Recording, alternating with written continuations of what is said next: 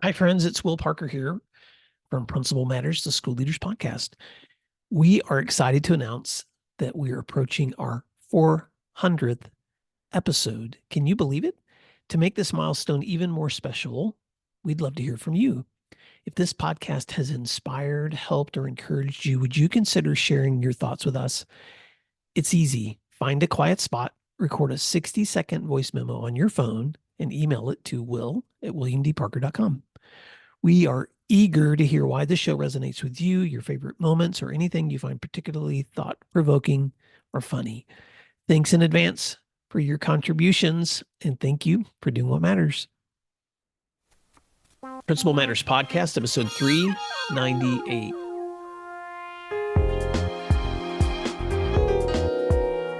Hi, friends. This is Will Parker, host of Principal Matters, the School Leaders Podcast, where each week we bring you inspiring, innovative, and imaginative ideas for your own school leadership.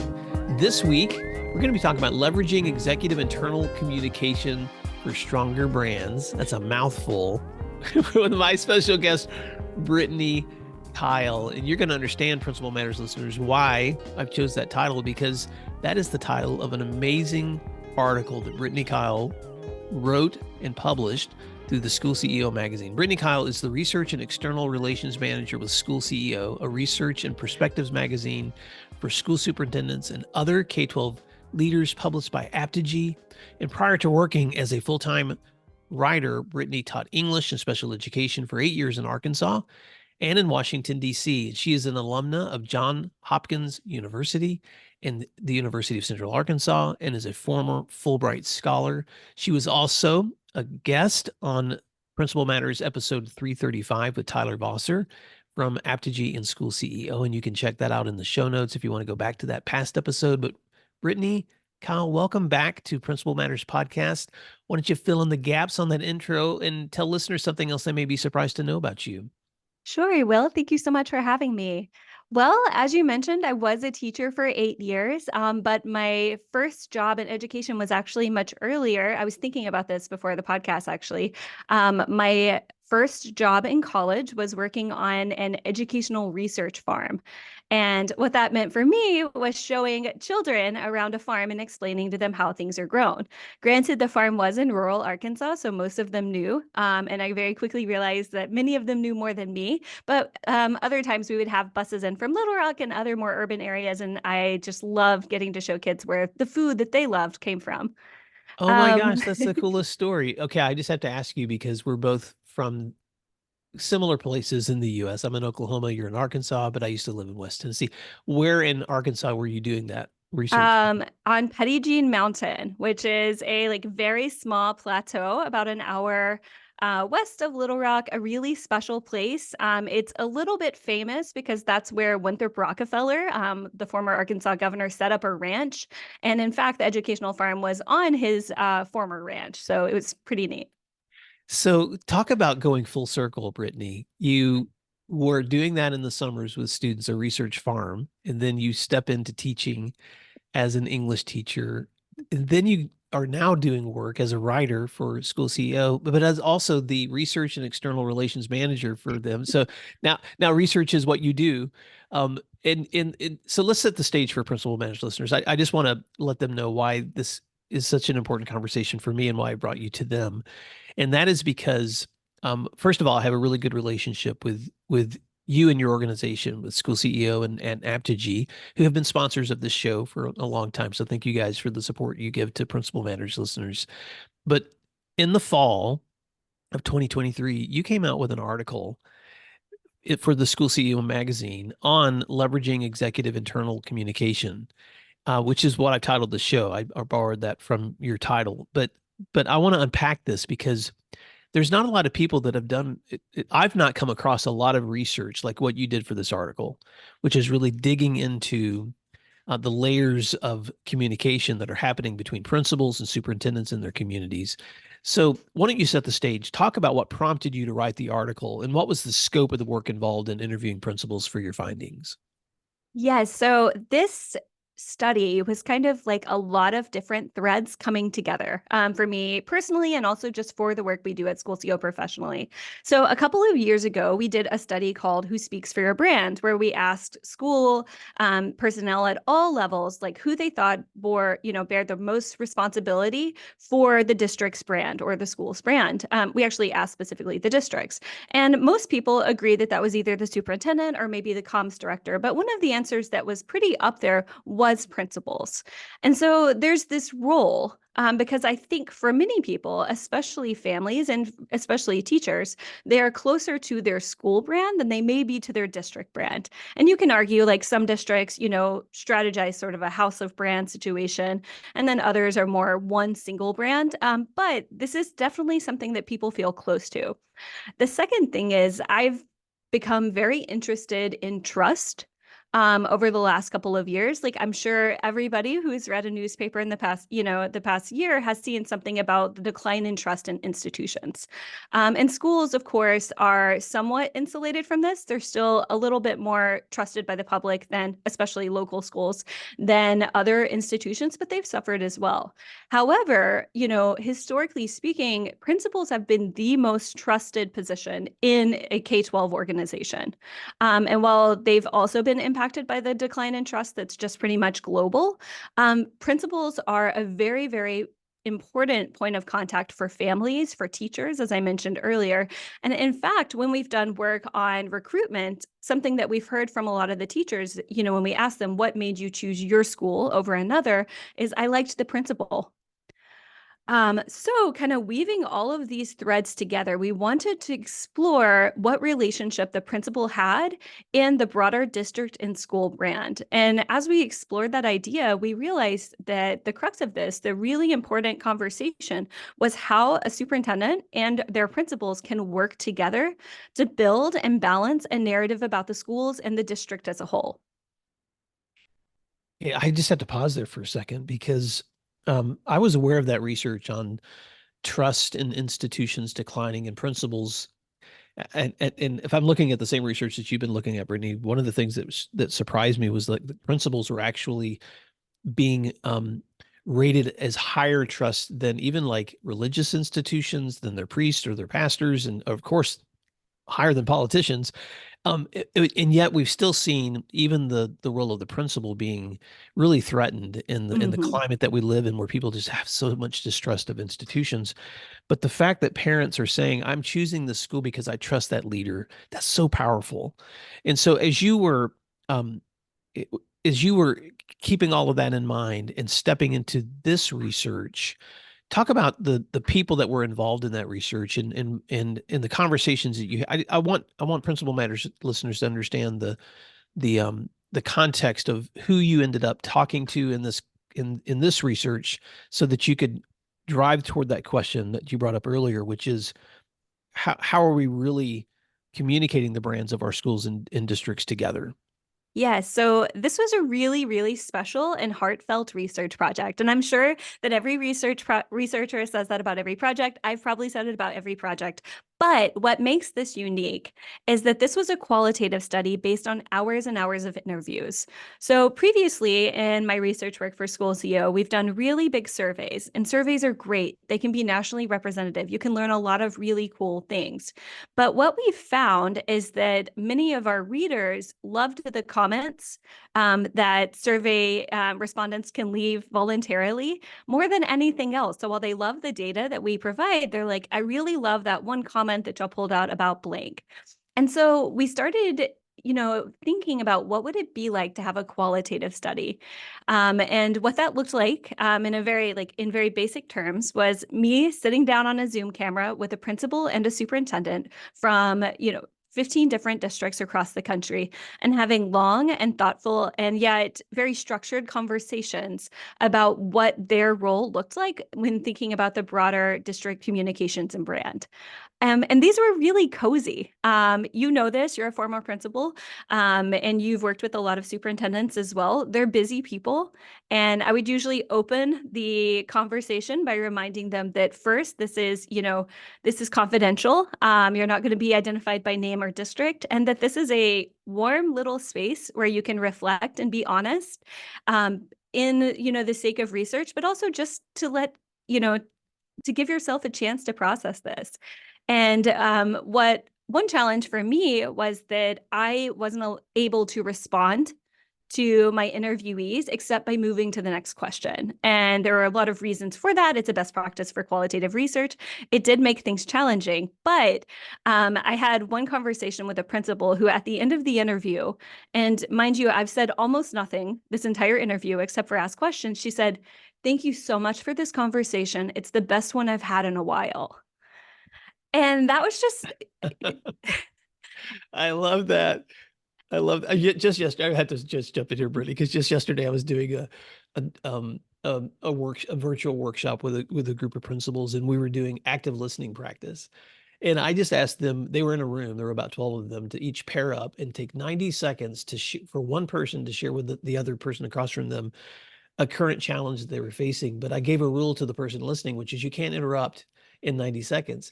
And when I asked the follow-up question afterwards, what was meaningful to you about that practice? That's exactly what they said was, that's the first time I've gotten something off my chest in that long without being interrupted. It felt so good. And so that's great, Brittany. So you had, confidential, open, reflective conversations, but scripted for consistency. yes. So that the qualitative responses you were getting, you could compare across those 15 different districts with all of those leaders. That's fantastic. Let's talk about the observations, because and I'll link to the article in the show notes, but this is the best part, is talking to the person who actually did the research, because I know you can tell me more than you were able to even put there in the article itself. But you share in the article 5 different observations that you landed on from all of those interviews. So help listeners understand, what were some of those things you observed that were consistent among all of those conversations? So one of my favorite findings, if you will, was my first observation. And these are, of course, observations and not findings, because this is qualitative.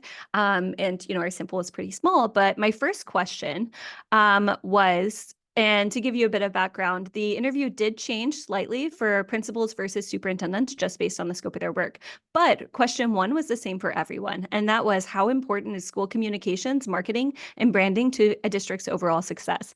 And honestly, this would have made a great commercial for some schools, or what School CO does, because every single leader, whether they were a first-time principal in a really small southern district, or a superintendent with 15 years experience in a large urban district, all said the same thing. They said, it's vital, it's critical, it's one of the most important things we need to focus on right now.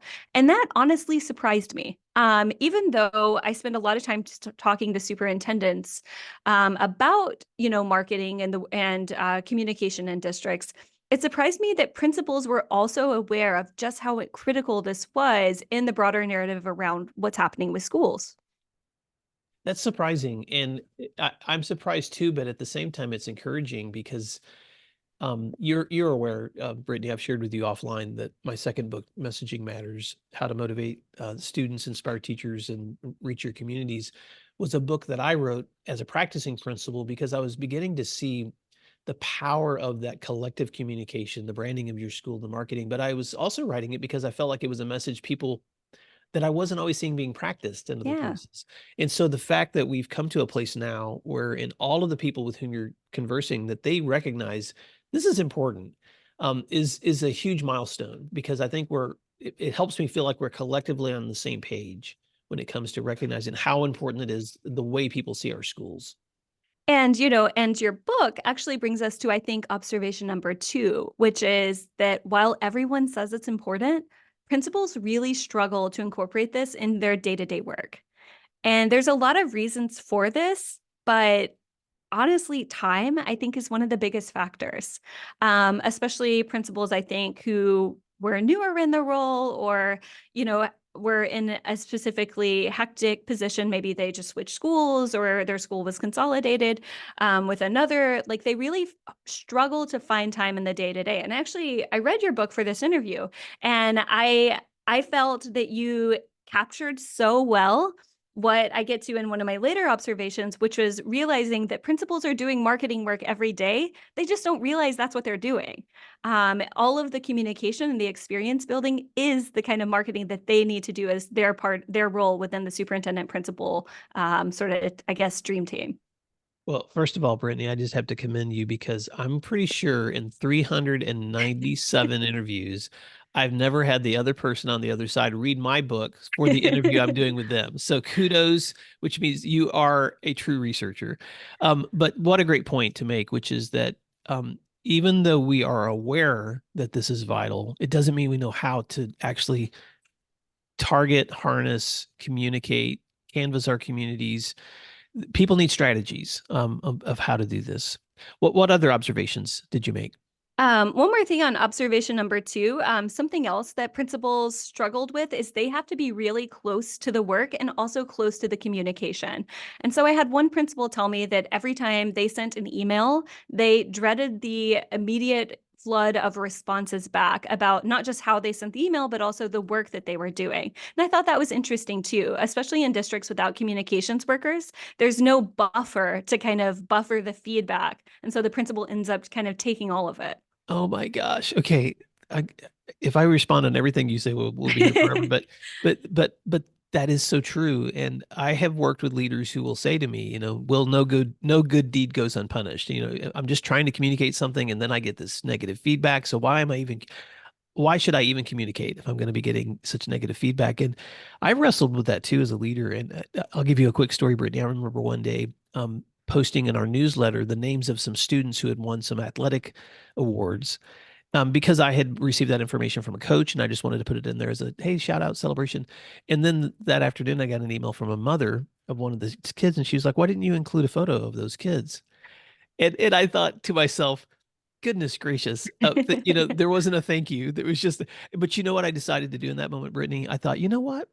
She read my newsletter. I'm going to celebrate that.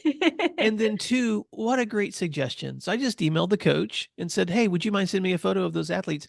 And the next newsletter, I reposted the same thing and then put their photo in. And I got a really happy email back from her.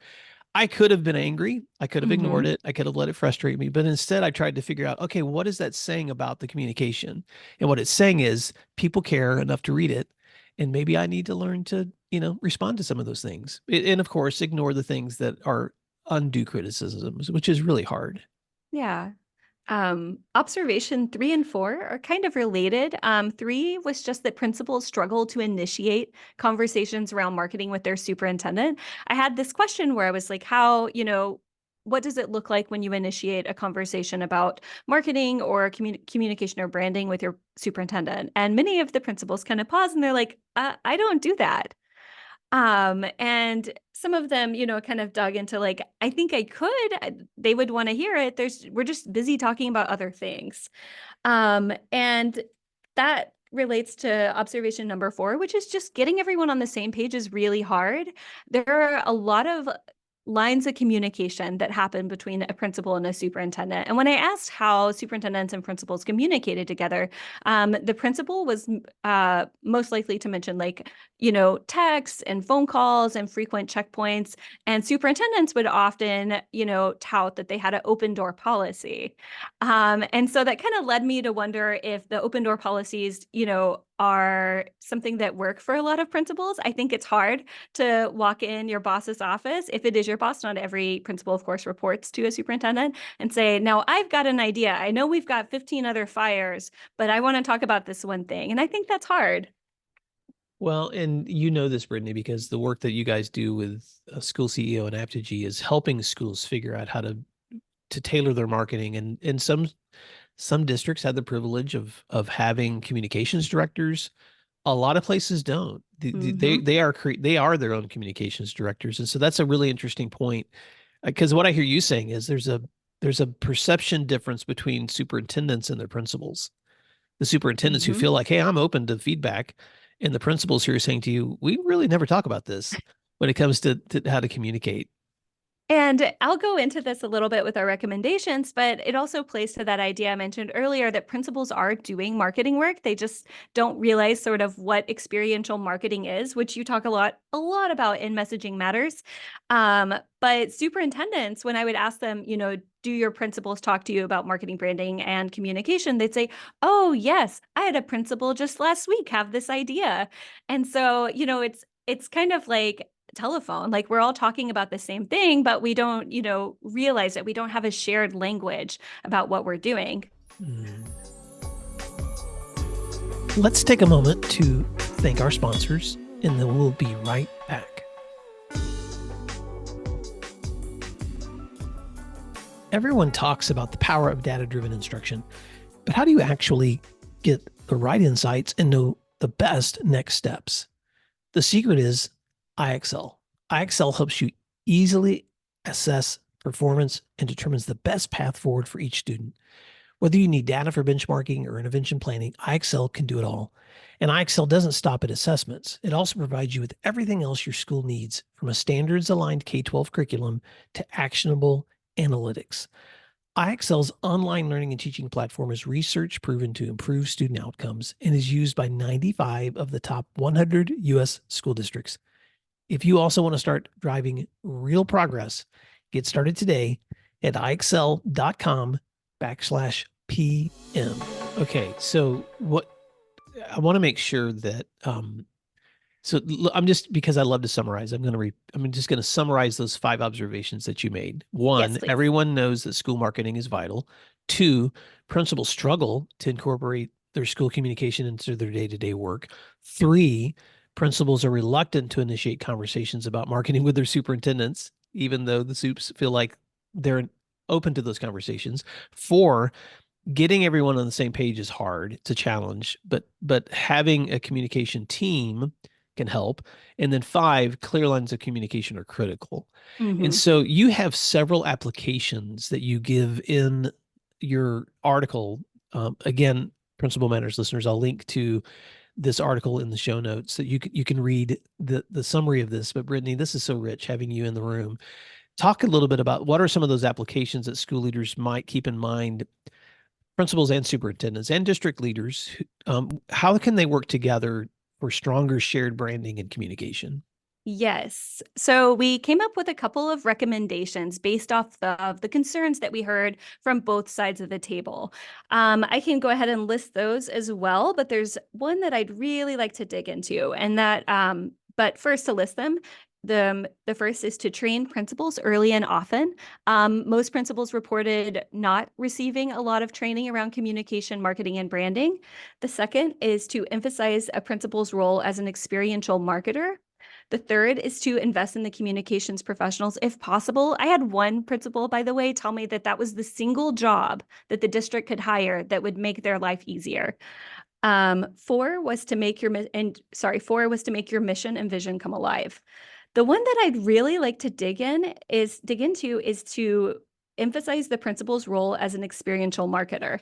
So Yeah. I realized as I was talking to all of these people, was that there were 2 things going on and 2 sides of school communication, branding, and marketing that were happening when that works well in tandem. The superintendent needs to own the overall strategy of how a district should, communicate about itself. But the principal can own the experience of what happens in the schools. And as I work on a marketing team, I know that is experiential marketing. That is one of the most powerful forms of marketing of all, is when a family has a great experience in a school, the family tells somebody else, someone else decides to send their kid to that school. That is what changes minds. And then, when those good things happen in schools, which we know good things are happening in every school all the time, when those are communicated to the district office, the superintendent can serve as sort of an amplifier for that work. So you have an amazing Venn diagram in that in the article itself. And so since this is an audio listening audience, I want you to picture what Brittany just said, which is a circle that says superintendent strategy. and then a circle below that that says experience principal. And then when those two meet in that uh, Venn diagram, that middle, the connecting word there is marketing. So talk about that a little bit more, Brittany, of why those two dynamics are both essential, but where your research here has showed you where we might need to be doing a little bit more work on connecting those two things together. Sure. So a lot of threads, and I feel like I keep talking about all of the threads coming together, but there is one very, clear truth, and that is a district can have a really strong marketing campaign, but if it doesn't reflect the reality in the schools, it's not going to work. Yep. And vice versa, if schools are doing really great things, they're going to get some traction because word of mouth, as I mentioned earlier. But if there is no one amplifying their work, they're going to be limited in their scope. But when those two sides of the, marketing like Venn diagram work together, really great things happen. And really great things also happen in that relationship between a principal and a superintendent. And this Yeah. is also, somewhere where a communications director or communications team can come in too. But the superintendent has to be aware of what's happening at the school level. And the school has to be aware of what the priorities as far as, the mission and vision of the district are, at a very heartfelt, and very, navigable way, so that they can build experiences that reflect what the district is going for. I love that. Okay, so let me just take a step back for just a moment because, and I'll give you an example of how that looked in the work that I did in the last school where I served, Brittany, before I stepped into the work I'm doing now. And so, which was Sky 2 High School, which is just north of Tulsa. And part of the, one of the branding slogans or logos that was used in our district branding was a district of excellence. All right. So there's an ownership on the part of district leadership, superintendent and other district leaders who are placing that on all the letterheads or putting that on the website. They're saying that out. And the strategies obviously from that district level leadership was how do we create a place where we do excellence in all things in learning in academics and extracurricular activities and relationships and all those things too. As a practicing principal, when I'm communicating to parents, obviously I care about things like bus routes and school calendars and lunch lists and all those things. But if that's all I'm communicating, I'm really probably not harnessing what that word excellence really looks like. Mm. Instead, as I'm walking through my school during the day, there's probably things I'm seeing that are incredibly excellent, but do other people know they're happening? So when that student is standing up in front of the classroom when I walk by and he's actually delivering something that he's created to present to the class, there's something excellent happening there. I better stop and Mm-hmm. watch and listen, maybe take a photo, maybe interview the student later, maybe ask that teacher what was going on here that was really meaningful. And then figuring out how am I going to share that out with our school community that today in third period, this was going on. And you can multiply that over every classroom, every activity area, every athletic event. I mean, the list could go on and on and on. But as a principal, it's my responsibility to capture those experiences that represent the excellence that's happening. And so for a superintendent and a principal to be able to like co-market together, or even a Mm-hmm. district level, like communications directors, I know sometimes have that mission too. Um, I guess the question for me is how do we help train and bridge those gaps, so that that experience is matching what that vision looks like. I think, and there's a lot of strategies, that I go through in the article, but I think probably one of the biggest is recognizing the work that principals are doing. And, I know your audience is principals, and they're like, yeah, of course. But whenever I would ask, what is a principal's role in the mission and vision of a district, every single principal proudly said, it is my job to carry the mission and vision for the district. They understand Mhm. this about the role. So when you think about marketing, it's not what else should principals be doing, but it's what can, how can the work that principals are already doing be amplified at the district level to create a broader narrative about the district. This isn't in the article, but we're working on an issue right now about enrollment marketing. And something that we've heard from different districts is that this is also a really critical component of building a strong pipeline of schools.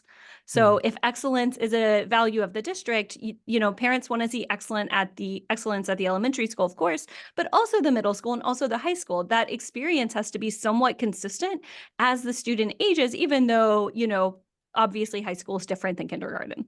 Mm. So I want to come back to something else that you talk about in the article under the heading of applications, because you make some additional applications here that I think would be really helpful for districts to keep in mind. One of those is you say make sure that principals are a part of the district level cabinet Mm-hmm. and therefore aware of district level priorities. Talk about why that's an important application. That was I don't want to say a frequent complaint that came up in my conversations, but it was something that was mentioned over and over again. Is when a principal was part of that district cabinet, that was one of the biggest ways that they brought up being able to function as sort of a cog in the wheel of the district marketing. When the principal is not in the district cabinet, and I think that often that's because, maybe the district is geographically really large and it's hard to get everyone together. Maybe there's just so many principals, then they miss out on those top level strategies. They aren't able to act with the same sort of, I guess, alacrity or quickness to understand what's going on with the district level priorities, especially if they shift. There are definitely ways that this can be sidestepped, like if you're in a district with many principals, many schools, but strong communication is necessary in any case. And I just have to pause there, Brittany, because many times I've sat in rooms with people, and and at the principal role and in other responsibilities I've had, where you walk out of a meeting and you're so clear on the vision and the ideas that were discussed in that meeting, and then later you're asking yourself the question, why isn't everybody else clear on what we decided is the vision and the mission here? It's because they weren't at the table. Mm-hmm. And because we failed to take what was discussed at the table and then figure out how to communicate it in a way where everyone else can be at the table. And so that's such a great application. Now address this one. You also say that it's important to build intentional relationships between principals and school communication staff if your district has them. Why is that essential? I talked to, as I mentioned, a good variety of districts, many of whom have communication staff, but I was a little surprised that principals are a little nervous to interact with communication staff. I think that there is this idea that everyone's too busy. Like I would talk to principals and they're like, oh, we have a communication staff, but they're really more in charge of crisis communications. I don't want to bother them. And then, I know from my conversations with comms directors and my, work outside of this research study, saying like, I just wish people would tell me when things are happening. There is desire for communication on both sides.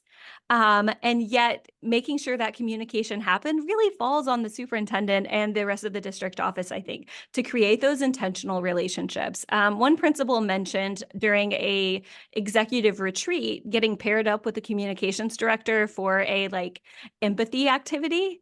And after that, he started emailing her the newsletters that he was creating before they were done, because that relationship happened. And he was like, oh, it's just so much easier now. She makes me sound so good. And I think that relationship can happen at every district. It's just creating that intentional relationship from the start. So I want to pause there too, because principals and superintendents, school leaders are problem solvers. And you may be listening to this in the context of being in a district large enough with a school communication staff, and you may be in one that's small enough you don't have that. And I worked in a small enough district in my last school that we didn't really have a communication staff. So we were creating these things together. So we had to create a funnel for information, which was training our staff and our teachers when good things are happening. We need to know about it. So we actually had a teacher that taught a publications class, And he helped put together the school newsletter that I would help also edit before it went out to the community. So we just came up with a funnel. When something great happens, let Mr. Roach, who was the teacher of that class, know, send him that photo, send him that article. And he became the curator of that information. But then he would share it back with our admin team so that we could also add additional components to that as well. But whatever that looks like, it's going to look different from place to place. But having a structure where that information can be shared is so important. And I love that story that you just told. When you build relationships with people, and you trust them, people want to know what's going on there too. You also say this in your in one of your application pieces. You say emphasize communication and branding as a part of regular discussions as well as your principal's annual evaluations. Talk about that. Yeah, so I had a couple superintendents and principals who are in states, and Oklahoma may be one, I'm not sure, that emphasize school communication as part of the standard principal evaluation. Um, when I talked to people in states or in districts that had that initiative, they were much more comfortable talking about this as a regular part of their job duties. One of them, he like rattled off the standards that, his like communication for his work as a principal met, and, how he had prioritized in his day to day. On the other hand, I had, other districts and other states, and one principal who said very bluntly, it's not on my evaluation, so I can't prioritize it. And I think there's a real like pragmatic sense to that. We all know like what, if something is a value, then you need to measure it. And I think that's also true when it comes to school communication, marketing, and branding. I love that. Now, this next application I think is so practical. And I'm sure when you wrote this down, you were thinking about some specific examples, but this is all about support. And you say place administrators such as deans and assistant principals around your principals to alleviate some responsibilities and allow for more focus on communication. Talk about that, Brittany. Sure. So I talked to principals, and I mentioned earlier that the biggest barrier in principals getting to really engage in this work is time. Mhm, If I think that if I did a time use study of principals, and I'm sure they exist, mhm, I imagine that family engagement maybe take up a lot of time, like teacher observations take up a lot of time. And those are really critical things that are part of the job that no one else can do. On the other hand, there are other things that happen in a school that someone else can do. One principal mentioned that if they were able to hire a dean, they felt like they would have more time for communication because they wouldn't have as much discipline work. mhm. And they felt like that took up an outsized part of their day. And I think that's just, when you're thinking about the roles and responsibilities of the leadership of a school, of a building, you can think about, if communication is a priority and if this is necessary for our district to continue to grow healthily, to continue to represent itself as the amazing place to work and learn it is, how can we take things off the principal's plate so that they're able to focus on this at least some of the time? And, I think that requires a very honest look at what takes up your time if you are a principal, and also support from your district that communication, marketing, and branding is a priority. Well, and what I'll add to that is that in Principal Matters listeners, you know this. I'm not saying anything to you that you don't already know, but I sometimes just want to state the obvious. We prioritize what we schedule, and we schedule what we prioritize. And that's true. Communication does take time, and some people it's a gift area for them because you and I were Mhm. both English teachers, Brittany. We love words, so for me writing is a joy.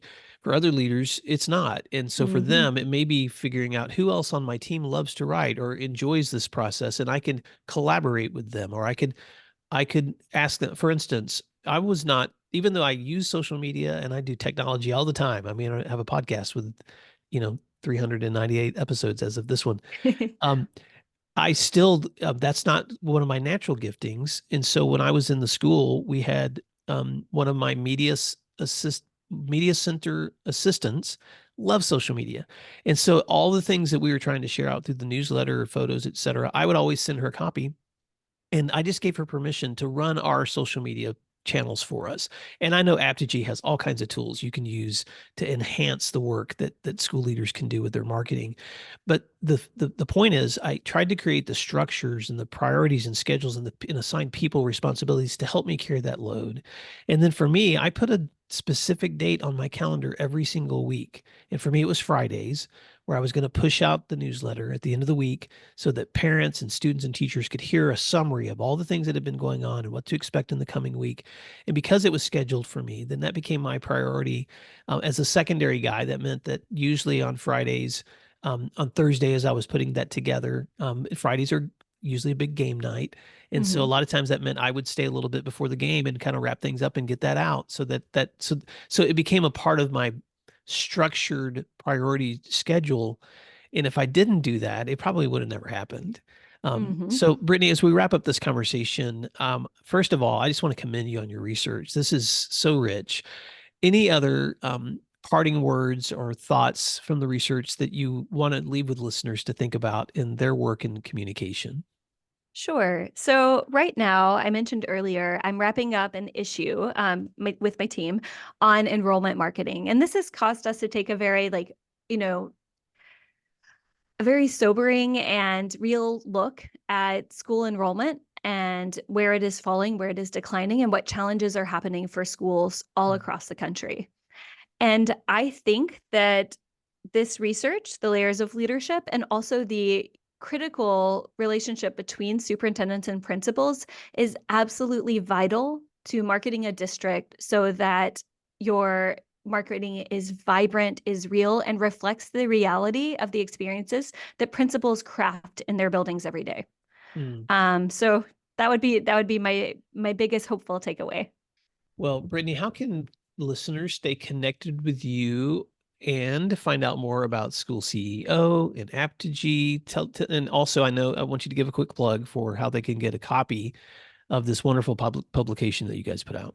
Yes. So our magazine is free. All you have to do is subscribe. So schoolceo.com/subscribe. If you are less of a analog person and like things online, we do publish all of our articles online.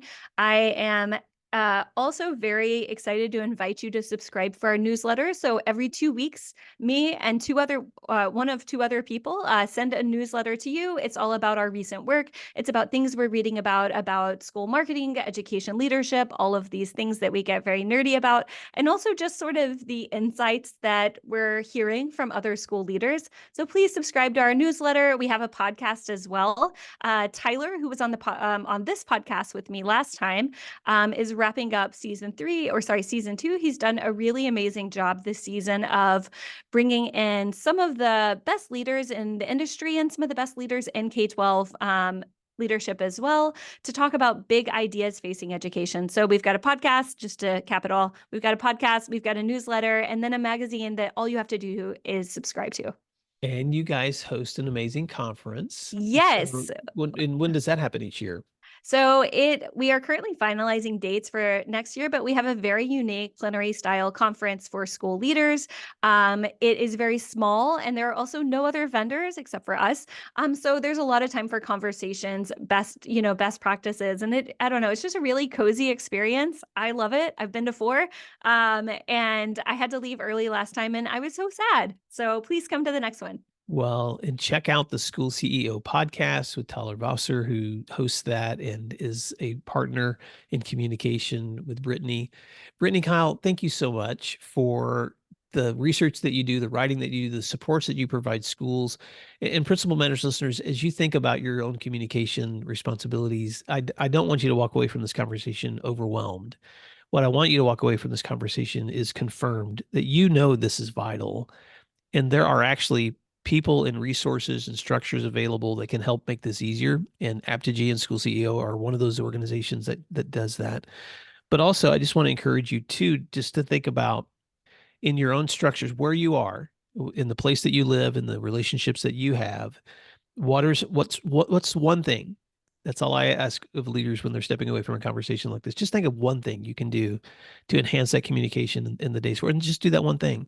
And then when you're ready for the next thing, do that. But don't make the list so long that it's overwhelming. But I guarantee if you just do one thing, you're going to see that the benefits of that helping you showcase the best of what's happening in your community. So Brittany, thank you so much for this opportunity. I can't wait to read your next article. And Principal Matters listeners, thank you for doing what matters. And we'll talk to you again soon. Thank you for having me. can find free resources like this one at williamdparker.com. Subscribe for our free weekly newsletter, which contains bonus material, and also check out the links for Grow Academies, Masterminds, Executive Coaching, and Keynote presentations for my books, as well as for Principal Matters Associates. You can find out more under our speakers tab at williamdparker.com. Thank you for learning together, and thank you for doing what matters.